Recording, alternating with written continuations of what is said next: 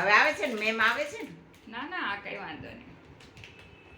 ઉધરસ છે ને એવી રીતે છે બા ને કે આને છે ને ઇન્ફેક્શન બહુ વધી ગયા હતા ફેફડામાં.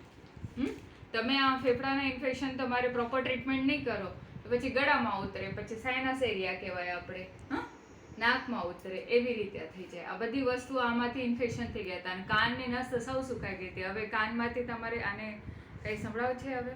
ના, હજી તો કેતો તો કે હજી નથી સંભળાતું. કઈ વાંધો નહીં, આરામથી ધીમે ધીમે થઈ જશે. ધીમે ધીમે ઉતાવળ કરમાં. આજે જો ઓલી ગોળી ખાઈ રહી ને તરત જ એના પપ્પા અત્યારે નથી ગોળી લઈ આવ્યો, પેલી ડબ્બીની કહેતા હતા ને. પછી આજે ઓલી વૈદ્યનાથની કઈક ન મળી તો ડાબરની લઈ આવ્યા. એટલે ચાલશે ને ડાબરની.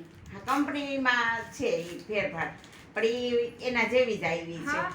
આ તો કંપની જુદી જુદી હશે, પર દવા તો સેમ જ હશે આમાં કઈ. એટલે થઈ ગઈ, પૂરી થઈ ગઈ ની ભેગા એને પપ્પા તરત જ કે હું બજારમાં જાઉં છું તો લેતો તમે થોડાક લેટ ટ્રીટમેન્ટ ચાલુ કરી, તમારી સાથે ચાલુ કરતા હતા ને. હવે ધવલભાઈને તો બધું ગોળી બંધ કરી ને આપણે આયુર્વેદિક દવા ઉપર આને રાખી દેતા હતા. કઈ વાંધો નહીં, હવે બબ્બે ગોળી સવાર બપોર સાંજ હતી ને, તો હવે એક એક ગોળી ચાલુ રહેશે. પછી હું આવી જઈશ પછી આપણે ઓછું કરી નાખીશ.